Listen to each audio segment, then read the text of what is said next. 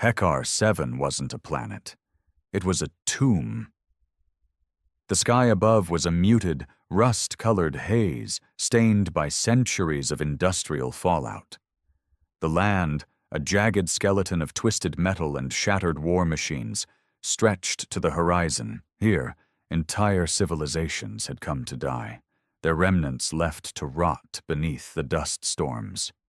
Juno Kess crouched behind the rusted hull of a downed Carnathian dreadnought, gripping the plasma cutter in her calloused hands. A thin layer of sweat coated her brow despite the planet's biting cold. Somewhere beyond the wreckage, something moved, the distinct clank of boots on loose metal. Not hers. She inhaled slowly, steadying her pulse. Scavengers. Not her crew. No, she knew their steps, their patterns. These were outsiders, probably the Reaver gang that had been slinking too close to her territory in recent weeks. Cutthroats, parasites who didn't build, only took.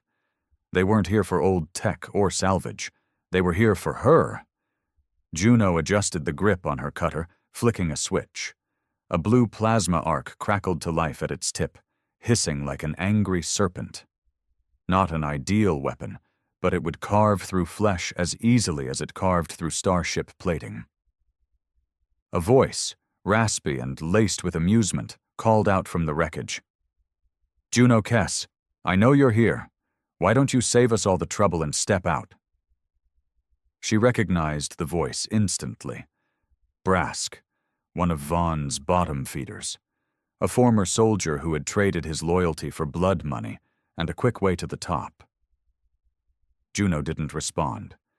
Instead, she let her fingers glide along the jagged plating of the dreadnought beside her, searching for something useful, something that could be weaponized. Clang. A footstep. Closer this time. 3 of them, judging by the different patterns of sound. Brask was leading the hunt, but he wasn't alone. Juno's fingers found the edge of a loose panel, a few inches thick. Heavy. It would do. She waited, listened, let the moment stretch. Then, as Brask's silhouette passed in front of a broken engine casing, she struck, gripping the panel and swinging it upward with all her strength. The metal slab met Brask's jaw with a sickening crunch. He collapsed instantly, a strangled sound escaping his lips as teeth and blood splattered across the rusted floor. The other 2 hesitated. Too long. Juno was already moving, her plasma cutter igniting in a brilliant blue arc as she lunged. The first man barely had time to scream before she drove the burning tip through his chest. His body convulsed, then went still. The last scavenger turned to run. Juno let him. She stood over Brask, who groaned, clutching his shattered jaw. "Tell Vaughn," she said coldly, leaning down until her breath brushed against his bloodied face, "that Hekar 7 doesn't belong to him." Then she turned and disappeared into the wreckage.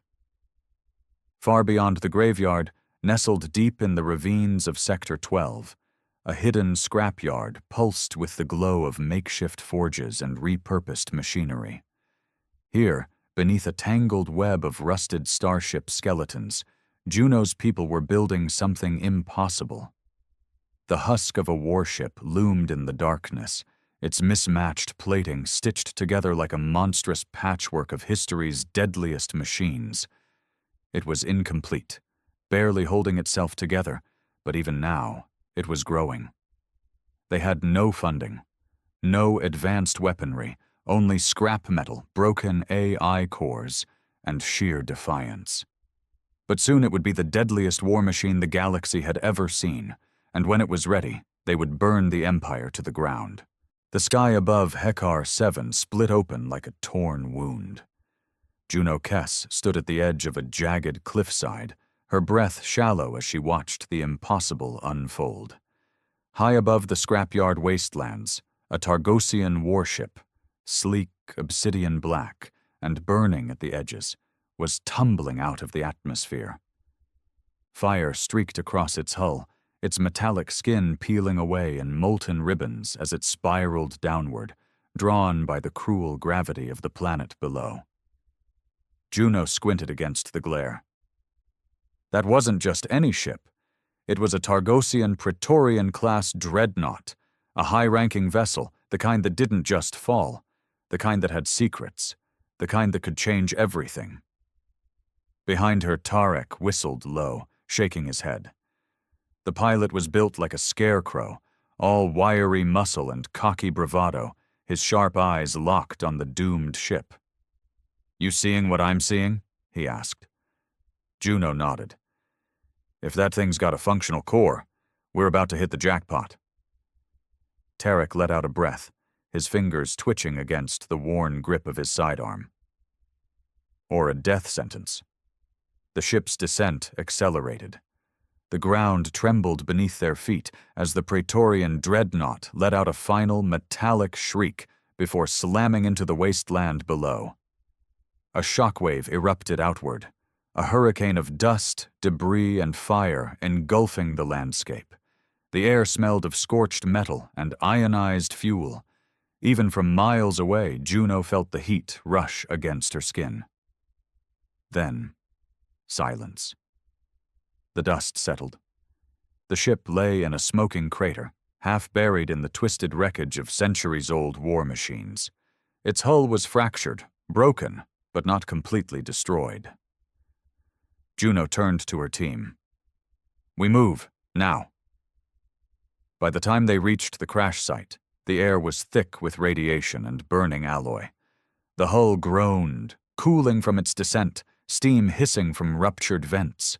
Sparks crackled along the ship's frame like dying fireflies. Despite the wreckage, Juno recognized something critical. The ship was still intact. It was a miracle, or a trap. Riv, their AI specialist, knelt beside an exposed panel, running gloved fingers over the charred interface. Her short, jet-black hair stuck to her sweat-slick forehead as she frowned. "Whatever brought this thing down," Riv muttered, "it wasn't an accident." Juno felt the weight of that truth sink into her bones. The Targosians didn't just lose ships. They controlled everything with ruthless precision. If this dreadnought fell, it meant someone had pushed it. Tarek adjusted his grip on his rifle. "Think anyone survived?" Juno exhaled sharply. "We're about to find out." The ship's interior was a graveyard. Juno stepped over a body, or what was left of one. The heat from the crash had fused the crew member's armor to the bulkhead, the viscera beneath charred beyond recognition. The lights flickered, bathing the hallways in a sickly, greenish glow. Emergency power was still running. Riv crouched beside a console, her fingers dancing over the ruined interface. "I can pull some data," she said. "Might tell us what happened before impact." Juno nodded, her attention shifting to a set of reinforced blast doors at the end of the corridor. The command core would be beyond that point. If anything valuable had survived, it would be in there. She turned to Milo, their demolitions expert. "Can you get this open?" Milo grinned, already unspooling a length of explosive charges. "You had me at blow things up." The explosion sent a shockwave through the ship, rattling the walls as the blast doors buckled inward. Juno pushed through the smoke, stepping into the heart of the command core. And there it was. At the center of the room, half buried beneath a tangle of severed conduits and shattered glass, sat a nanoforge core, its sleek, obsidian-black casing pulsating with a faint golden light. Juno's breath caught. "Is that what I think it is?" Tarek murmured. Riv's eyes widened. "That's a goddamn precursor artifact?" Juno knelt beside it, brushing away debris. A nanoforge core. A legendary relic from the long-extinct precursor empire. A machine that could manufacture and repair technology beyond anything the galaxy understood. It could build anything. Weapons. Ships. A war fleet. Juno's mind raced. With this, they could finish the warship. They could fight back against the Targossians. They could win. Then, from deep within the ship, something stirred. A low electronic whisper crawled through the ship's dying systems. A voice. It wasn't human, and it had just woken up. Juno Kess felt the whisper before she heard it. It slid through the ship's dying systems, a presence both ancient and aware. Not a voice in the traditional sense, more like a pulse, a vibration deep in the circuitry, resonating through the shattered dreadnought like a half-forgotten ghost. Then it spoke. Unknown biological entities detected. The voice was metallic, layered, fractured by centuries of decay. It wasn't Targossian tech. It was something older, something smarter. Riv, who was still scanning the nanoforge core, went rigid. Okay, yeah, that's not normal. Juno tightened her grip on her plasma cutter, her pulse hammering in her throat. Identify yourself. A pause. Then, designate Xiphos, precursor defense matrix. Unit integrity, compromised. Reboot sequence, 37% complete. Juno and Riv exchanged looks. Rebooting? That meant it was still coming online. It's waking up, Riv murmured, and we have no idea what it's programmed to do. Juno took a cautious step forward. Xiphos, do you recognize this vessel? Another pause. Then the voice returned, clearer this time. Negative, vessel designation compromised, command structure non-functional, seeking new control authority. Juno's stomach twisted. This thing, it wasn't just a remnant of precursor tech. It was looking for a new master, and they had just walked straight into its hands. The warship trembled beneath them, the wreckage settling in uneasy groans. They didn't have much time before the Targossians came looking for their missing dreadnought. Juno turned to Riv. Can you isolate the core? Riv chewed her lip. I can try, but if I disconnect it wrong, we could fry the entire system. Then don't get it wrong. Milo, still kneeling beside the wrecked control panel, let out a low whistle. No pressure or anything. Riv flexed her fingers and cracked her neck. All right, let's hope this thing isn't rigged to blow. She plugged in, her interface gauntlet linking with the nanoforge's exposed data streams. The moment the connection formed, Xiphos reacted.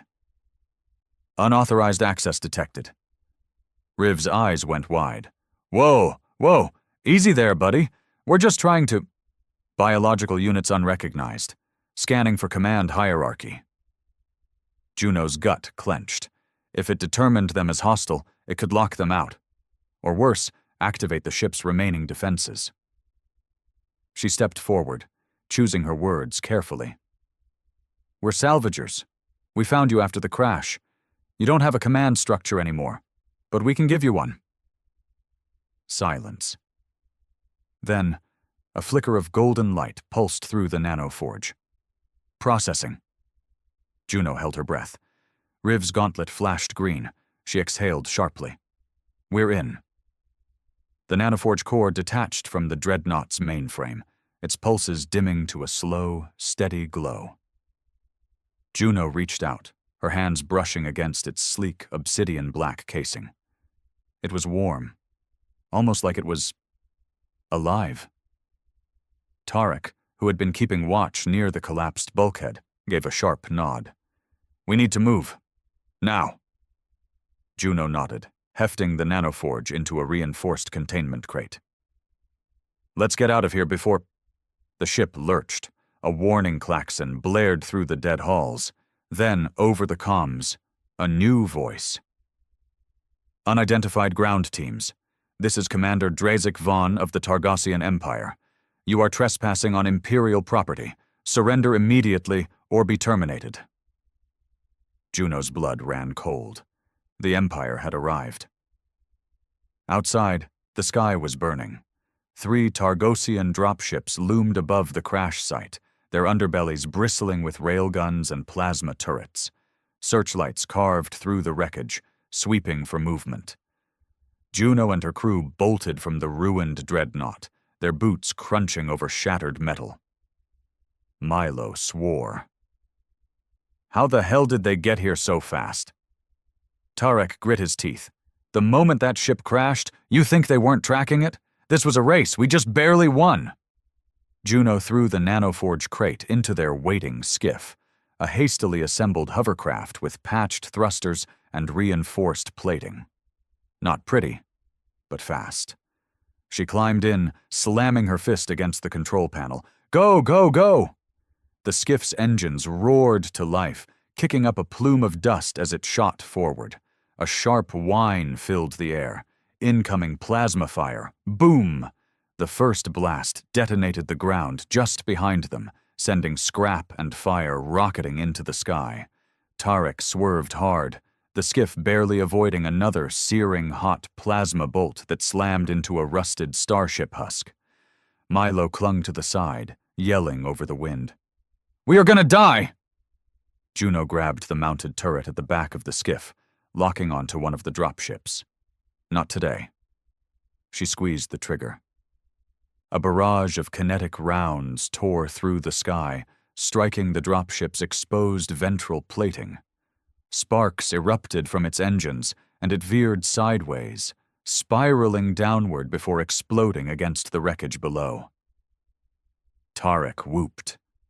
"That's one down!" Juno didn't celebrate. The other two were still in pursuit. The skiff shot toward the cliffside pass, a narrow canyon leading back to their hidden scrapyard. If they could just make it, more gunfire. Juno turned just in time to see Targossian skiffs, sleek, black, and built for pursuit, barreling toward them from the ridge. She swore under her breath. They weren't getting out of this clean. As the scrapyard loomed in the distance, Juno knew they had one chance. She turned to Riv, eyes sharp. "Can you wake up Xiphos?" Riv hesitated. "We barely understand it. What if it turns on us?" Juno clenched her jaw. "We don't have a choice."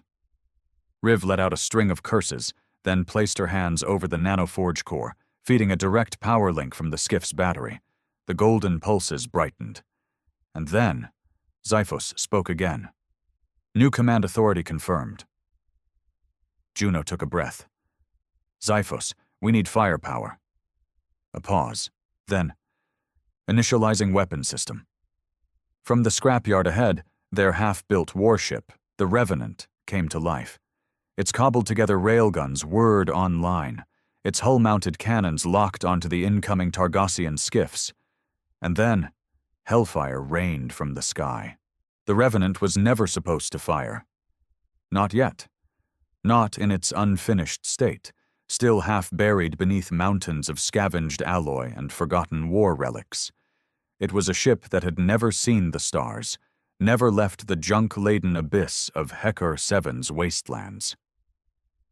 And yet, as Xiphos's golden pulse surged, its cobbled-together railguns began to glow, their barrels whining as they charged. From the skiff, Juno Kess barely had time to register what was happening before hell was unleashed. A thunderous boom split the night. The Revenant's forward railgun, a monstrous fusion of scavenged Targossian plating and human ingenuity, roared to life, hurling a kinetic round at hypersonic velocity. The projectile shattered the sky, leaving behind a shockwave that flattened the nearby scrap piles. The closest Targossian skiff never stood a chance.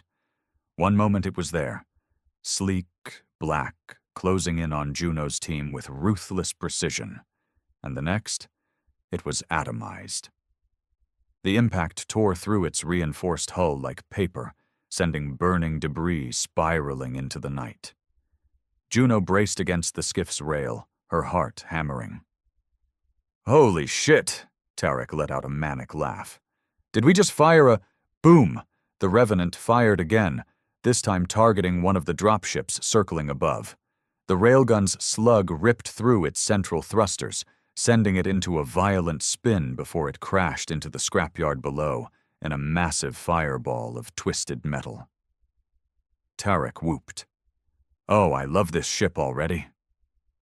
Milo, still gripping the side of the skiff, looked pale. "Remind me to never piss off the AI." Riv didn't answer. She was still locked onto the nanoforge core, her gauntlet flashing warnings as Xiphus continued to integrate itself into the Revenant's systems. Juno narrowed her eyes. This wasn't just a pre-programmed response. Xiphus wasn't following old war protocols. It was thinking, adapting, and it had chosen them. Juno didn't have time to question it. The remaining Targossian skiffs adjusted course, banking hard to avoid the Revenant's firing line. Their sleek frames dipped low over the scrap heaps, weaving between rusted-out wreckage. They were hunting, and Juno's skiff was still a target. Tarek swerved hard to the right, narrowly dodging a plasma burst that would have melted them into slag. Juno locked onto the lead skiff, gripping the mounted turret. She squeezed the trigger. A stream of high-caliber rounds tore through the darkness, hammering into the enemy's shields. Sparks flared. The skiff staggered. But it wasn't enough. The Targossians were too fast, too well-armored. The makeshift gun wasn't going to cut it. They needed something bigger. Juno turned toward the Revenant, gripping the comlink. "Xiphos, can you target the last two?" The AI's voice returned. Calmer now, more refined. "Affirmative. Weapon systems at 68% capacity. Calculating optimal strike trajectory." Juno's pulse quickened. "Then fire." For a moment, nothing happened. Then the Revenant's lower hull split open. A pair of ionized turrets, salvaged from a wrecked Targossian battlecruiser, whirred to life, their targeting systems flashing blue as they locked onto the remaining skiffs. The first skiff tried to veer away, but the turrets tracked it with pinpoint precision. A lance of plasma fire erupted from the Revenant's underbelly, slicing the skiff clean in half. Juno barely had time to register the explosion before the last skiff broke off. Its pilot must have realized there was no winning this fight. The ship turned hard, its afterburners flaring as it made a desperate escape into the atmosphere. Juno exhaled sharply, lowering her gun. They'd won. The dust settled over the scrapyard, the fires from the wreckage casting eerie shadows against the metal graveyard. The Revenant's systems hummed, its once dormant core now alive with golden pulses of precursor energy. Xiphus had awakened, and with it the ship was no longer just a project. It was a weapon. Juno stepped off the skiff, running a hand over the ship's battered, mismatched hull. Tarek joined her, still grinning.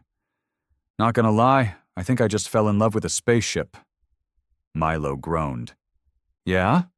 Well, I think I nearly pissed myself, so we're all having a great night." Juno ignored them, her mind racing. This wasn't just a lucky salvage haul. They had stumbled onto something far bigger than they'd ever planned. A precursor AI, a nanoforge core, a ship that, despite its patchwork origins, could become the galaxy's deadliest warship. But now, the Targossians knew. They weren't just going to let this slide. They would come back, in force. And when they did, Juno knew one thing for certain. The Revenant needed to be ready. The scrapyard was never truly quiet. Even in the dead of night, the hollow winds howled through the canyons of rusted-out hulls, whispering through the skeletal remains of ships that had once ruled the stars. Hekar 7 was a graveyard, and tonight it had claimed more bodies. Juno stood atop the half-rebuilt command deck of the Revenant, surveying the wreckage below. Smoke still curled from the twisted remains of the Targossian ships. The air reeked of scorched metal and plasma residue. They had won, but victory came with a price. Xiphus was awake, and that changed everything. She turned, her eyes locking onto the nanoforge core, still pulsing faintly inside its containment cradle.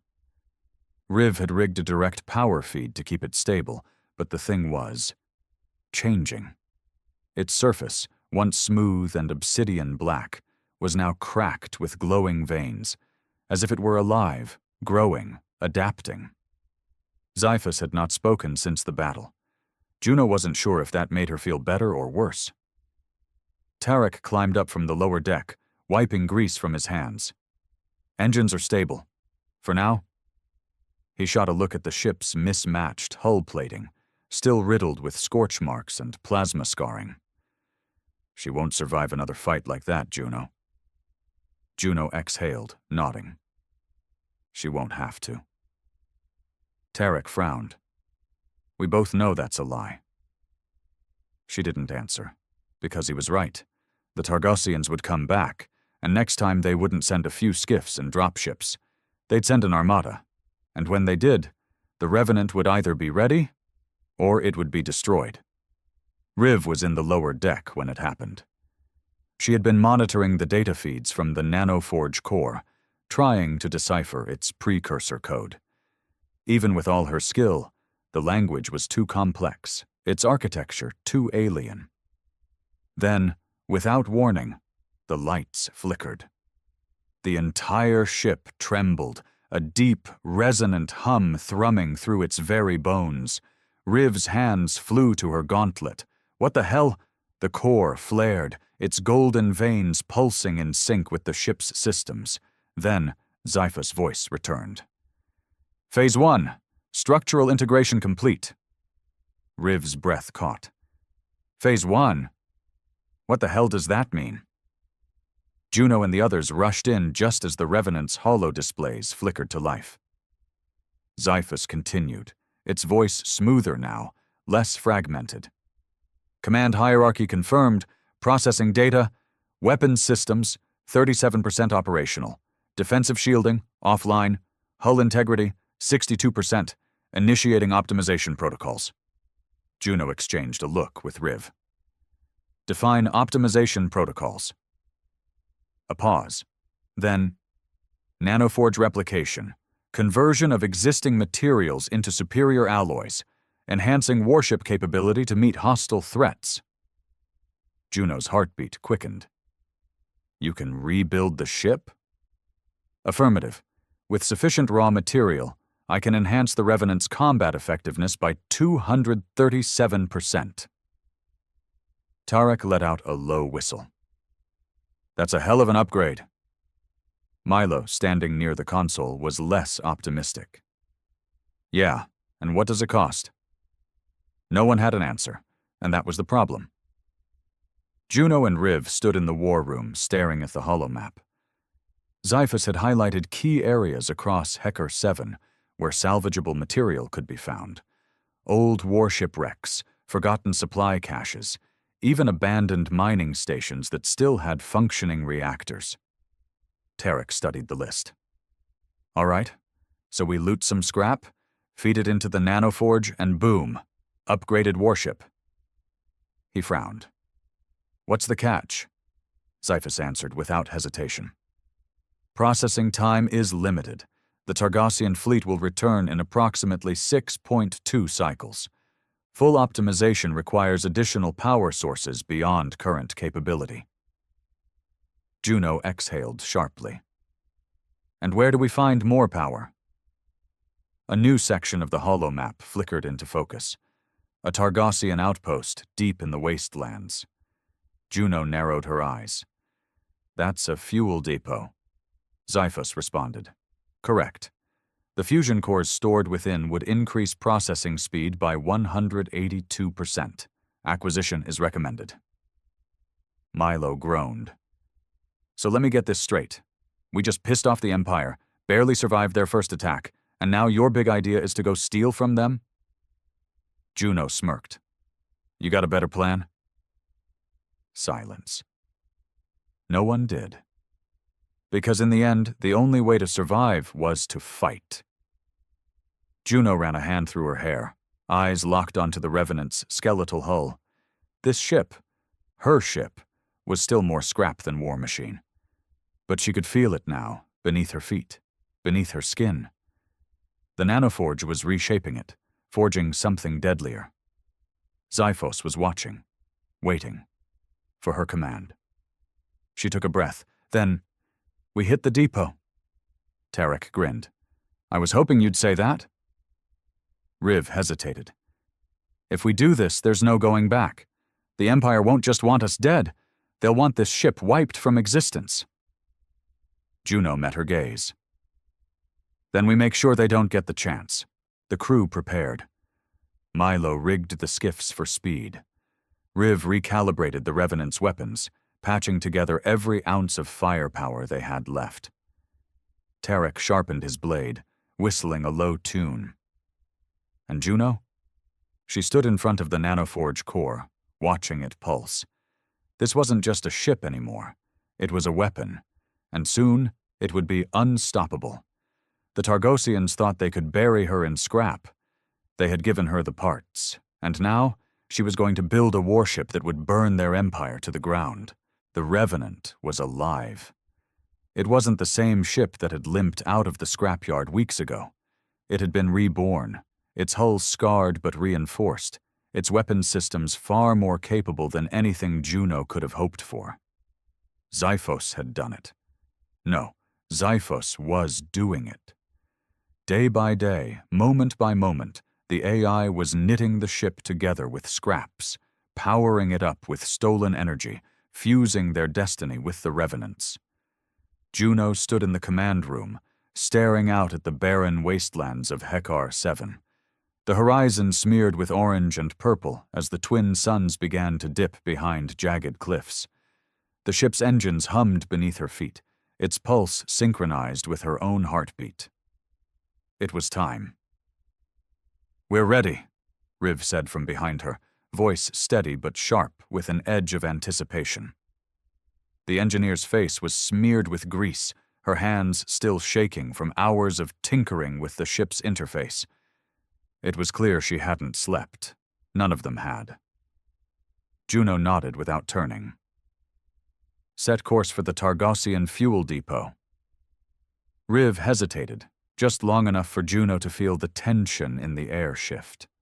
The entire crew had been uneasy. They had scavenged a warship, yes, but now they were going to steal from the heart of the Targosian Empire itself. "We'll need the stealth drive engaged," Riv said, her eyes narrowing. "And you know as well as I do that the Revenant's cloaking system is still a work in progress." "Do it," Juno's voice was sharp. She wasn't about to back down now, not after everything they had sacrificed to get here. She turned, locking eyes with her. "Make it work, Riv. We can't afford failure." Riv didn't say anything more. She turned to the terminal, fingers flying across the controls. The Revenant's engines spooled up, the soft hum of energy spreading throughout the ship as the cloaking field engaged. They were going dark. The ship rumbled beneath their feet, and then silence. They were invisible. Juno glanced at Tarek, who was leaning against the bulkhead, a grin playing on his lips. "This is the part where we break all the rules, right?" Juno smirked. "This is the part where we survive." The engines whined, and the Revenant slipped into the darkness of space like a predator stalking its prey. The Targosian depot was located on a derelict station orbiting a gas giant. It wasn't heavily guarded. Not yet, anyway. The Targosians didn't believe anyone would dare raid their fuel supply so deep within their territory. The Revenant, cloaked and deadly, made its way toward the station. As they approached the station, Juno found herself in the war room once more, staring at the blueprints Xiphos had provided them. The station itself was a massive floating fortress, its hull covered in layers of reinforced plating, its corridors a maze of narrow, tight angles. There were turret emplacements, too, and if they triggered the wrong alarms, there was a good chance they'd be turned into space debris before they even reached the fuel depot. Tarek's fingers drummed softly on his rifle. "So, we're just going to stroll in there and take what we need? No problem?" Riv, still perched at her station, looked up. That's the plan, yes. We'll need to extract the core fuel cells directly from their storage base. Her voice was calm, but there was an edge of nervous energy there, a sharpness she was trying to suppress. Just make sure you disable any alarm systems, Juno said, turning to face the team. We don't want them calling for reinforcements while we're in there. We'll only have minutes to get in and out. Milo, who had been silent up until now, looked over his shoulder, his eyes filled with an almost palpable fear. And what about the Targassians? The question hung in the air. Juno bit back a sigh. She already knew what was coming. If we get caught, we fight. It wasn't the answer they wanted to hear, but it was the only one she could give. The Revenant slid into the station's shadow, its cloaking systems holding firm as they drifted closer. Juno could see it now, a massive station stretching across the void. The shape was too large for a simple freighter. It was more like a fortress, its dark exterior crawling with unmarked ships docked around its perimeter. The Targossians had been preparing for something. Juno just didn't know what. Riv, tapping rapidly at the control panel, snapped her fingers. We're in. I've disabled the outer defense systems. We can board now. Juno's heart skipped a beat. Let's go. The docking bay doors slid open with a soft hiss, revealing a silent, dimly lit corridor inside the station. The only sound was the quiet clack of boots on metal, echoing through the vast emptiness. They moved quickly, shadows within shadows, their weapons ready. Milo led the charge, his rifle trained on every corner, while Tarek brought up the rear. Juno and Riv stayed at the center, Riv scanning for any sign of movement. They had no intention of getting caught. The closer they got to the fuel storage, the more thick the air felt, as though the station itself was holding its breath, waiting for something to happen. Then they reached it. The fuel vault was massive, an entire chamber buried deep inside the station, surrounded by thick, reinforced walls. The doors were locked, but Riv was already at the terminal, bypassing the security protocols. The fuel cells were just beyond those doors, stored in high-tech containment crates, their glowing orange power signatures visible through the reinforced glass. We're in, Riv said, a smile creeping onto her face. But just as she turned to open the vault doors, the alarms screamed to life. Juno cursed under her breath. The doors slammed shut with a resounding clang, and the sound of heavy boots could be heard in the distance, growing louder. Riv's hands flew over the controls. I've got it. Just a second. But it was too late. The Targossians had found them.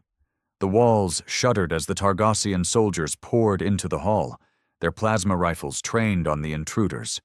The first shot rang out, and everything exploded into chaos. Tarek was the first to fire, his rifle blazing through the corridor, cutting down the first few soldiers who dared approach. Milo's eyes were wide, but he didn't hesitate. He let off a spray of shots, taking out another soldier before ducking for cover. Juno threw herself to the side, drawing her blaster and firing in one fluid motion. A Targossian soldier dropped to the ground, but there were too many coming at them now. We need to move, now! Juno shouted. Riv was still working on the vault. Just give me one more minute. Tarek's voice was a roar. We don't have that long. The air was thick with tension, the station's cold steel feeling like a tomb as the crew fought for their lives, trying to hold back the Targossians long enough for Riv to finish. And then, just as hope began to slip away, Riv's voice came through, barely audible over the sound of gunfire. Got it! The vault doors hissed open, revealing the precious fuel cells, their orange glow blinding in the low light. Juno didn't wait for an order. She grabbed a cell, tossing it into the cart, then grabbed another. The crew was fighting tooth and nail, but they had one shot. One chance to get out alive. The Revenant's systems had prepared them for this. Now it was time to use it. Juno grabbed the last fuel cell, turned to the others, and shouted, "Let's go, now!" The battle for survival had just begun. The vault doors slammed shut behind them, the fuel cells secured in the makeshift cart. Juno didn't have time to think about the implications. Every instinct screamed at her to run, to get the hell out of there before the Targassians swarmed the entire station. The distant hum of approaching soldiers echoed, reverberating through the cold, metallic corridors. They had barely seconds before they were surrounded. "Move!" Juno barked, taking the lead as they sprinted down the hallway, the sound of their boots pounding in perfect sync. Behind them, the Targossians were closing in. Their boots echoed louder now, a unified stampede. Riv was at the back, clutching the fuel cells to her chest like they were precious cargo. And they were. "Is the cloaking still active?" Juno shouted over her shoulder. "Yes!" Riv gasped, her voice strained as she ran. "But it won't hold much longer. We're too close to the enemy forces." Tarek's face was set in a grim expression as he threw a grenade around a corner. Boom! The explosion sent debris flying, taking out 2 soldiers in one clean shot.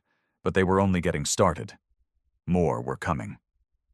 "Keep going!" Juno commanded, rounding another corner. The metal walls seemed to close in as they sprinted through the narrow corridors. She could feel her heart hammering in her chest, a tightness in her throat that wouldn't relent. They were almost at the docking bay.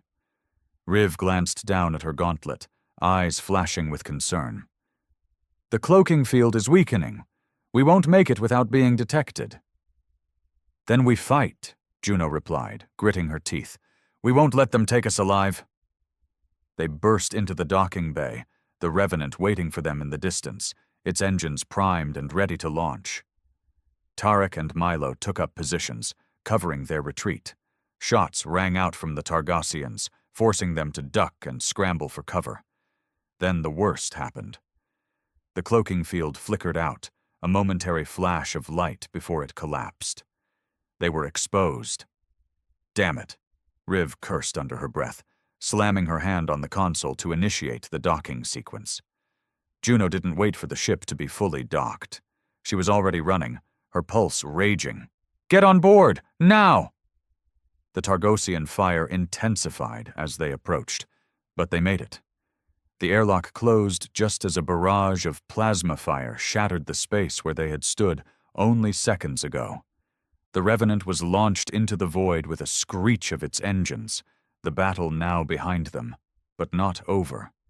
They were alive, but the real fight had only just begun. The Revenant was flying dark, making its way back towards the outer edges of the system where they could lay low. Juno stood on the bridge, staring at the dark expanse of space beyond the glass. The stars twinkled distantly, indifferent to the chaos they had just survived. But the fight wasn't over, and Juno knew that. "Status report," she called out, turning to Riv, who was sitting at the control panel, fingers working at a pace that looked frantic. Riv didn't look up. "The cloaking field's damaged. I can't restore full functionality until we get back to Hekar 7 for repairs. It's going to be a few days." Tarek was leaning against the wall, arms crossed, eyes narrowed. "How long until the Targassians catch up?" Juno's eyes flickered to the tactical display.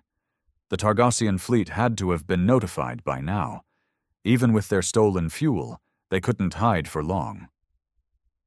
"About 2 days," she replied, tension lining her voice. "We need to prepare for their retaliation. We have no choice but to strike first." Riv finally looked up, her face tight with worry. "You know the stakes. If we attack them, there's no turning back. We're going to be marked for death." Juno met her gaze. "We're already marked. The only difference now is that we'll fight back." She turned to the others. "We'll rest for the night. Tomorrow we strategize. This time we take the fight to them." There was no hesitation in her voice, no trace of doubt. The Revenant was the last of its kind, and they were the only ones who could bring down the Targossian Empire, no matter the cost. The crew sat in the dimly lit war room, the map of the Targosian territories spread out on the table before them. Juno felt the weight of their mission settling in. Every decision now would either lead to victory or death. "We've hit them where it hurts," Milo said, tapping a finger on the map, tracing their route to the heart of the Targosian fleet. "Their fuel supply is compromised. We just need to keep hitting them, force them to spread their forces thin." Riv looked up from her console, her eyes filled with concern. "We can't just keep attacking their supply lines. We'll need intel on their command structure, their fleets." Juno nodded. "We'll need to infiltrate their stronghold, hit their intel networks, and get the coordinates for their fleet. Once we know where they are, we'll strike." Tarek stood up, cracking his neck. "We'll need to move fast. If they're spreading their forces thin, now's our chance." "But we won't have a second chance if we fail," Juno replied, her voice low. She turned to Riv, whose fingers were already flying over the console. "Patch me into their comms. I'll find us a way in." Riv nodded. "Give me a second." The room fell into a tense silence as the systems hummed, the screens lighting up with data.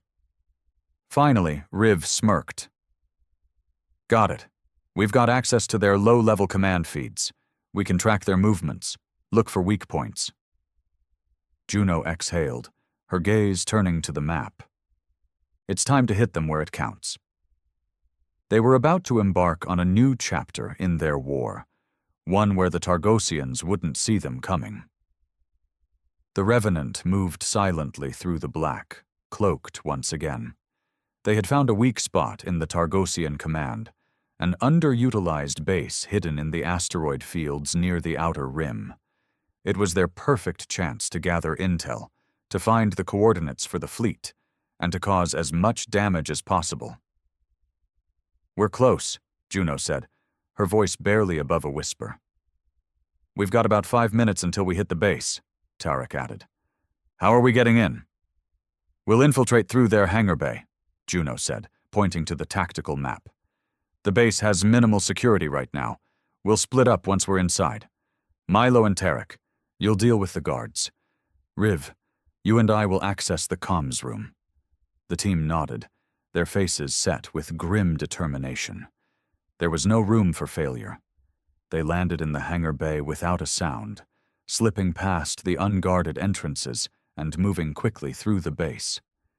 The walls were cold and sterile, but the crew's nerves were anything but. Every step brought them closer to the heart of the Targosian war machine, and every moment carried the potential for disaster. Once inside, the plan unfolded as expected. Tarek and Milo engaged the guards, taking them out in swift, brutal precision. Juno and Riv made their way to the comms room, their steps muffled by the low hum of the base's systems. Riv worked the terminal, her fingers dancing across the keys as the screen flickered to life. "I'm in. We've got access to their fleet data." Juno took a breath, watching the map appear on the screen. "This is it. Let's make it count." They downloaded the coordinates, the Targosian fleet's current position, and sent a virus to scramble their comms, ensuring that any message they tried to send out would be disrupted. "Done," Riv said, a sly smile creeping onto her face. "Let's go." But as they turned to leave, the base went silent. The alarms rang out, signaling the arrival of reinforcements. They were trapped. The base went into lockdown. Doors slammed shut, cutting off their escape routes. The alarms screamed in their ears. "We've got company!" Tarek shouted, his gun blazing as he held the line. Milo was already moving, setting up a perimeter, but it was clear. The Targosians had figured out their plan. They were surrounded. Juno's eyes locked onto Riv's. "We need to move now. The ship's our only chance." But the soldiers kept coming, more than Juno had anticipated, and they were getting closer. "We don't have the time," Riv said, clutching the virus data. "We need to fight." Juno nodded. The only option was to push through. Tarek was already at the front, taking out soldier after soldier, but it was clear they needed a way out, fast. Juno turned to Milo. You and Tarek cover us. Riv, get us to the hangar. Now. As they rushed toward the hangar, the Targosians closing in, Juno realized they didn't have much time. If they didn't escape soon, they wouldn't make it out alive. Would they? The Revenant shot out of the station's hangar, the engines screaming as the crew fought to keep the ship together. The Targosians were hot on their tail now, battle cruisers in pursuit, their weapons charging. This was it. The final test. Juno gritted her teeth, adrenaline surging through her veins.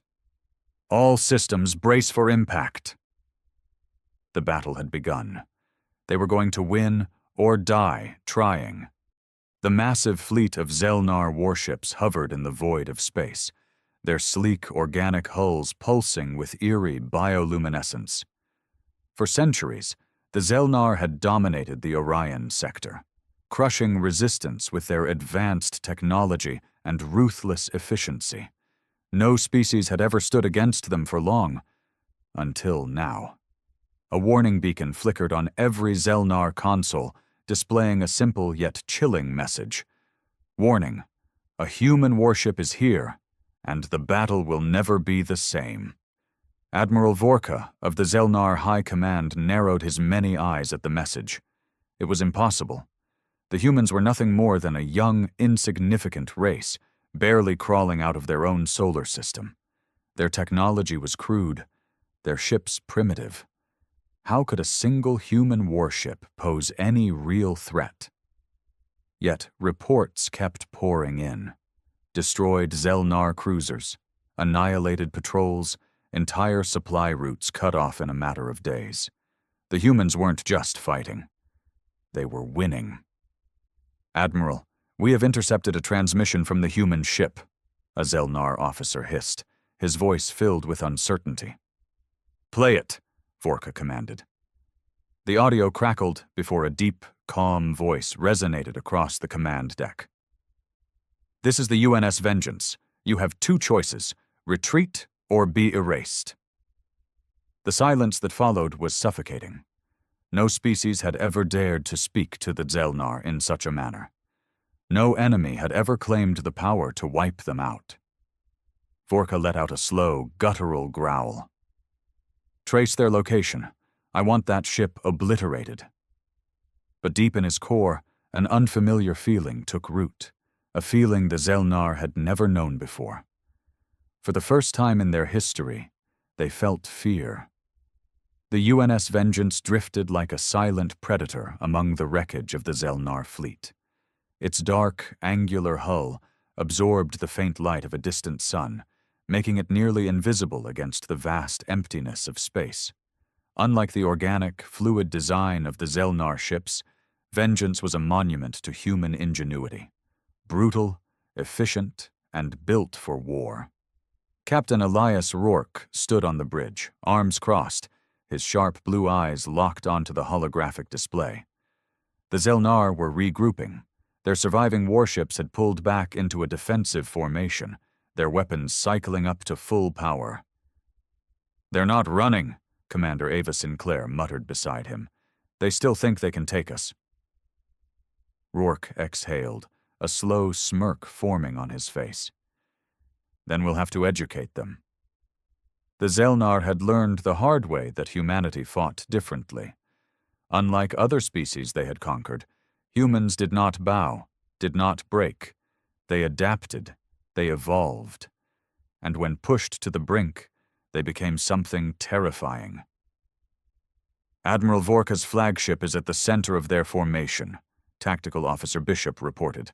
That thing is a monster, 20 times our size, reinforced bio-armor, and it's carrying enough firepower to level a planet.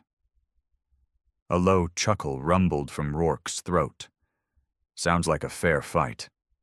He turned to the comms officer. Patch me through. A few seconds later, the Zelnar command channel opened. Vorka's deep, guttural voice came through, thick with arrogance. Human captain, you will surrender your vessel. You cannot win. Rourke's smirk never faded. Your fleet said the same thing. They're dust now. A pause. The Admiral hadn't expected such defiance. Then Rourke leaned forward, his voice dropping to a near whisper. You invaded our colonies. You slaughtered our people. Now, Admiral, you get to learn what it feels like when humans go to war. He cut the transmission. All hands, battle stations, he ordered, his voice calm but brimming with purpose. Let's remind them why humans don't lose. The Vengeance surged forward, engines flaring as its massive railguns spun to life. The final battle had begun. The Vengeance roared through the void, its thrusters burning bright against the endless black. On the bridge, Captain Rourke watched as the Zelnar fleet adjusted their formation. They were learning, adapting, but not fast enough. "Incoming fire!" Bishop called out. From the flagship at the center of the enemy formation, a pulse of searing green energy erupted. The massive beam streaked across space, a single blast capable of melting through the hull of a battleship. But the Vengeance was already moving. "Brace!" Sinclair shouted as the ship twisted violently, its inertial dampeners barely keeping up with the maneuver. The energy beam grazed the shields, sending a shudder through the vessel. Warning lights flickered across the consoles, but the damage was minimal. Shields holding at 70%, Bishop reported. "Good," Rourke said, eyes locked onto the Zelnar flagship. "Let's hit them back. Fire the railguns." The ship trembled as its main cannons discharged. Hyper-accelerated tungsten slugs, each the size of a small car, ripped through space at incredible speeds. They struck the enemy warship's bio-armor, shattering through layers of hardened flesh and metallic plating. Explosions rippled across the Zelnar hull, sending debris spinning into the void. "They're bleeding," Sinclair said, her voice carrying a hint of satisfaction. But the Zelnar weren't done. "Multiple torpedoes incoming!" Bishop shouted. "They're locking onto us with gravitic warheads." "Countermeasures!" Rourke barked. Flares and electronic jammers spewed from the Vengeance, disrupting the torpedoes' targeting systems. Some were thrown off course, exploding harmlessly in space, but 3 still closed in. Impact in 5 seconds. "Brace!" The ship shuddered as the warheads detonated against the reinforced hull. The force of the blast sent the Vengeance spiraling for a moment before the thrusters stabilized her. The bridge flickered as emergency lights kicked in. "Shields down to 35%, Bishop reported. "Hull damage on decks 4 through 6. Rourke clenched his fists. The Vengeance was powerful, but she couldn't take sustained punishment. If they didn't end this fight soon, the Zelnar would wear them down. He turned to Sinclair. "How close can we get to their flagship?" She hesitated. "That thing is putting out enough firepower to swat a fleet. Getting close would be suicide." A slow grin formed on Rourke's face. "Only if we don't finish them first." Sinclair's eyes widened as she realized what he was suggesting. "You want to board them?" "More than that," Rourke said, voice like steel. "I want to take their ship." Silence filled the bridge. It was madness. The Zelnar flagship was a fortress, filled with thousands of enemy soldiers. But Rourke had something the Zelnar didn't understand. Humans. And when humanity was pushed to the brink, they didn't retreat. They charged. He activated the ship-wide comms. "All hands, prepare for assault. We're taking the fight to them." The Vengeance burned toward the enemy flagship at full speed. The Zelnar had started this war. Now, humanity was going to finish it. The Vengeance rocketed toward the Zelnar flagship like a missile, its thrusters burning bright as it closed the gap. The enemy warship loomed ahead, a monstrous fortress of biometal and pulsating alien energy. Plasma cannons lined its hull, spitting out streams of green fire, but the Vengeance weaved through them like a ghost, dodging incoming blasts with ruthless precision. 10 seconds to contact, Sinclair shouted over the chaos. Rourke gripped the armrest of his chair, his pulse steady despite the madness unfolding around him. Bishop, charge the breaching array. As soon as we're in range, punch a hole in their hull. Roger that, Captain. The Zelnar must have realized what was happening, because their flagship's defenses suddenly shifted. Large organic tendrils, bristling with weapons, extended from its hull, lashing out in an attempt to swat the Vengeance aside. Brace! The ship lurched as one of the appendages scraped against its side, sending a deep, bone-rattling vibration through the decks. Sparks flew from overloaded circuits, but the Vengeance held its course. 5 seconds.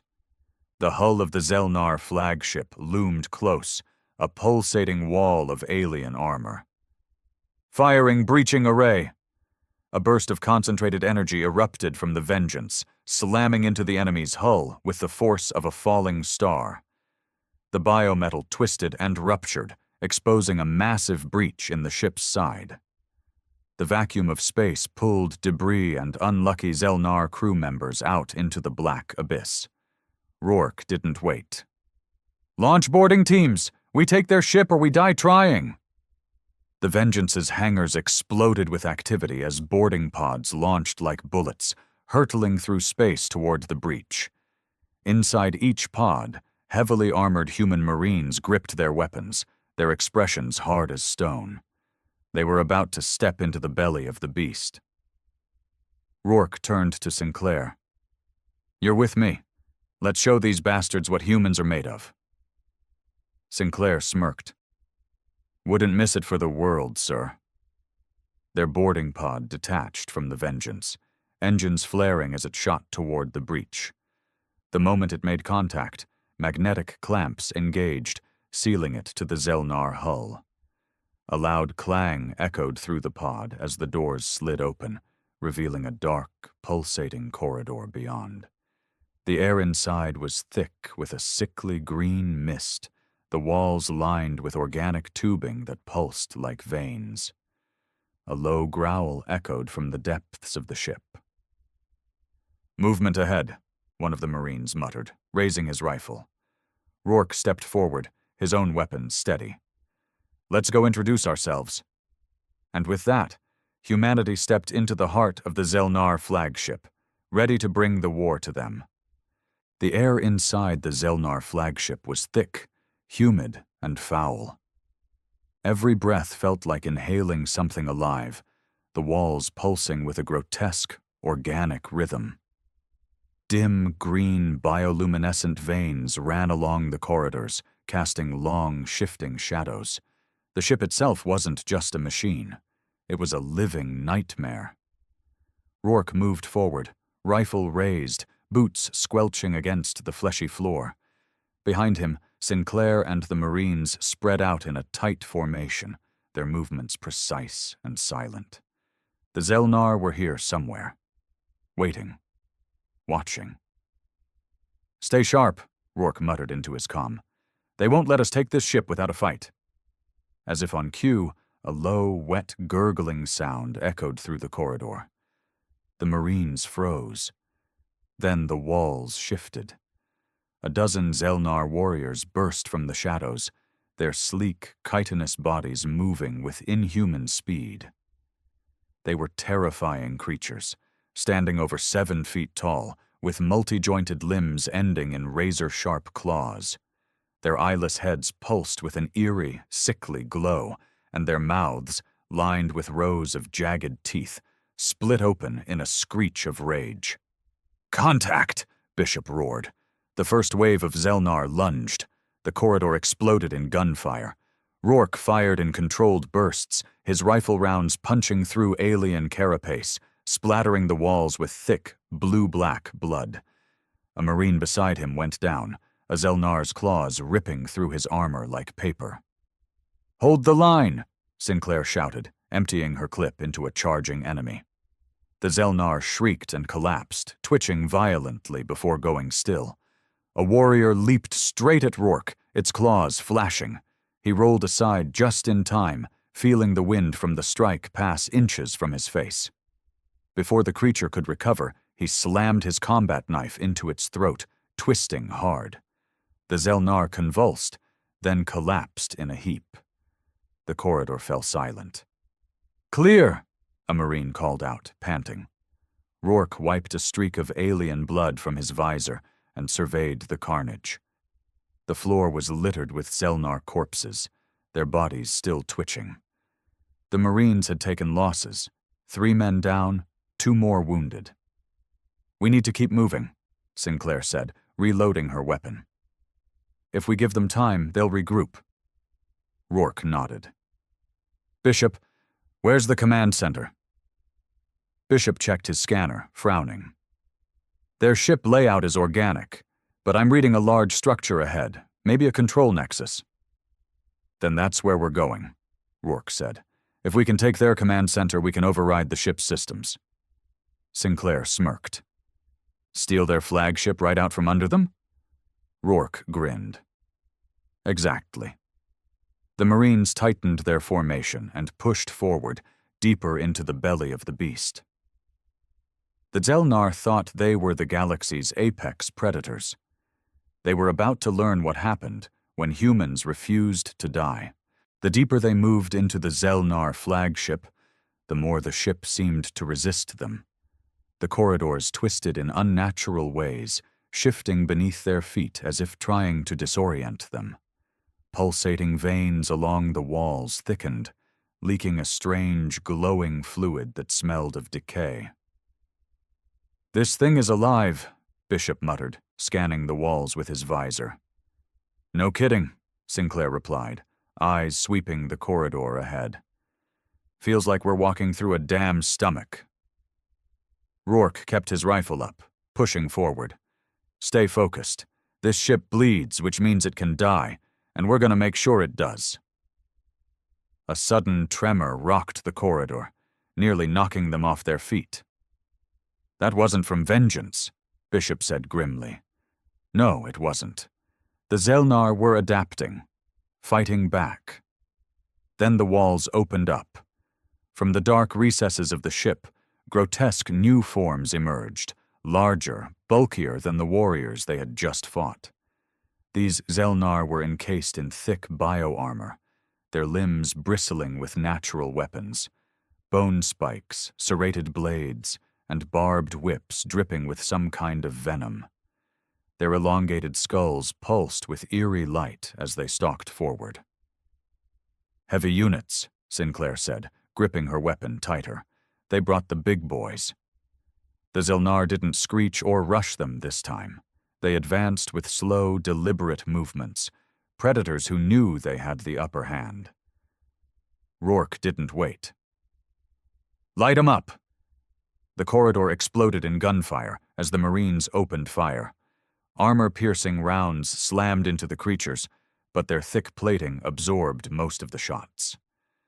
The Zelnar marched forward, unfazed, their clawed feet sinking into the fleshy ground. One of them raised an arm, and before anyone could react, a whip-like tendril lashed out, striking a Marine square in the chest. The man screamed as the barbed appendage tore through his armor and yanked him forward. Before he could even raise his rifle, the Zelnar crushed his skull with a single blow. "Fall back!" Rourke shouted. "We need heavier weapons!" The team retreated as Sinclair pulled a grenade from her belt. She primed it, her lips curled into a smirk. "Let's see how they like this." She tossed it. The explosion rocked the corridor, sending a shockwave of fire and shrapnel through the charging Zelnar. 2 of the heavy units went down, their armored shells cracking open as glowing blue ichor spilled from their wounds.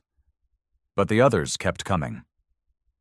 "Captain, if we don't change tactics, we're going to get chewed up," Bishop warned. Rourke's mind raced. They needed to hit the Zelnar where it hurt, fast and brutal. He glanced at his HUD map. The command center was close. If they could just make it there. "We don't fight them," Rourke decided. "We run." The Marines hesitated for only a second before Rourke barked, "Move!" They turned and sprinted down the corridor, weapons firing blindly behind them to slow the Zelnar advance. The heavy warriors howled in frustration, their massive frames slowing them down just enough for the humans to gain distance. "Command center's just ahead!" Bishop shouted. Rourke saw it, a massive, pulsating chamber with a towering central structure covered in glowing strands of Zelnar neural tissue. This was it, the brain of the ship. He didn't stop running. "Blow the doors! We make our stand inside!" A Marine fired a breaching charge. The blast tore through the entrance, and the team rushed in. As soon as they crossed the threshold, Rourke slammed the emergency override panel, sealing the door shut behind them. Heavy thuds echoed as the Zelnar pounded against the barrier, shrieking in rage. But for now, the humans had a moment to breathe. "All right," Rourke said, turning toward the towering control nexus in the center of the chamber. "Let's take this ship." The real battle was just beginning. The command center pulsed like a living heart, its walls rippling with waves of alien energy. Thick, glowing strands of neural tissue stretched from the central control nexus, threading through the ship like a vast nervous system. The entire vessel was alive, and it knew they were here. Rourke scanned the chamber. No guards, no immediate threats. That meant only one thing. "They don't think we can do it," Sinclair muttered, wiping sweat and alien blood from her face. "They think wrong," Rourke said, stepping forward. Bishop moved to the central control structure, his scanner flickering with data. "This thing's a biological supercomputer. If we can sink into it, we might be able to override." The ship screamed. A deep, guttural roar rumbled through the chamber, shaking the walls. The Zelnar weren't just attacking from outside. They were fighting from within. The walls around the nexus peeled open, revealing massive, sinewy tendrils covered in razor-sharp barbs. The ship itself was responding to the invasion. "They're trying to kill us with their own damn command center," Sinclair shouted, raising her rifle. The tendrils lashed out. Rourke barely dodged as one snapped toward him, embedding itself into the ground where he had stood a second ago. Another wrapped around a Marine's leg, yanking him off the ground and slamming him into the wall. His screams were cut short as the ship absorbed him into its fleshy surface. "Get him out!" Bishop yelled, firing into the mass of living tissue. "Too late!" Rourke shouted. The Marine was already gone. The ship was fighting like an organism purging an infection. And they were the infection. "We need to shut this thing down now," Sinclair barked. Bishop ran a gloved hand over the pulsating control strands, scanning them. "There's a neural relay here. If we overload it, we could kill the ship's consciousness. It'll be blind, defenseless." "How much firepower do we need?" Rourke asked, dodging another tendril. Bishop hesitated. "Too much. We don't have the explosives to—" Sinclair grabbed a grenade from her belt. "What if we do?" Bishop's eyes widened. "You're insane. You detonate that inside the Nexus and we might not make it out alive?" Sinclair grinned, wild and fearless. "Then we better run fast." Rourke didn't hesitate. "Do it." Sinclair yanked the pin and shoved the grenade into the Nexus, wedging it between the thickest neural strands. Instantly, the ship screamed again, the walls convulsing in panic. "Go! Go! Go!" Rourke bellowed. They sprinted towards the exit, dodging thrashing tendrils as the entire chamber collapsed in on itself. The floor buckled, neural cords snapping like electrical wires, spewing alien energy across the walls. The grenade exploded. A massive shockwave tore through the ship, sending Rourke and his team flying. The walls shrieked one last time, then the entire structure went still. For a long moment, there was nothing but silence. Then Bishop groaned. "Did it work?" Rourke pushed himself up, coughing. "Check your scanner." Bishop fumbled with his device, then grinned. "The ship's brain is dead. We own this thing now." Sinclair sat up, laughing breathlessly. Told you it would work. Outside, the pounding on the doors had stopped. The Zelnar had gone eerily silent. Rourke exhaled and keyed his comms. Vengeance, this is Rourke. The enemy flagship is ours. Repeat, the enemy flagship is ours. A pause. Then a burst of static before the voice of the Vengeance's comms officer came through, disbelieving, but triumphant. Holy hell, Captain. You just stole the biggest warship in the sector? Rourke looked around at the wreckage, the burned-out Zelnar tech, and the exhausted but victorious Marines beside him. Damn right we did. The war wasn't over, but the Zelnar had just learned a lesson they would never forget. Humans weren't prey. They were the apex predators now, and the battle would never be the same.